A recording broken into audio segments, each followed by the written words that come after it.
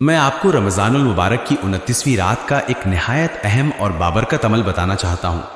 یہ رات بڑی فضیلت والی ہوتی ہے اور اس میں کی جانے والی دعائیں خاص طور پر قبول ہوتی ہیں۔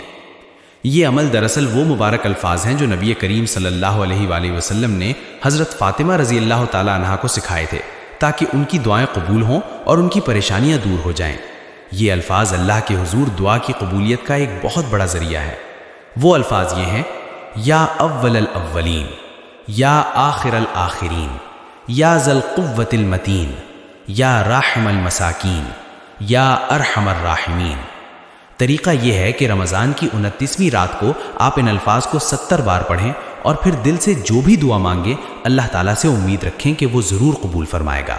یہ رات رمضان کے اختتام کے قریب ہوتی ہے، اس لیے انسان کو چاہیے کہ پورے مہینے کی اپنی تمام حاجات اور دعائیں اس وقت اللہ کے حضور پیش کرے۔ انشاءاللہ اللہ تعالیٰ آپ کی ہر جائز حاجت پوری فرمائے گا۔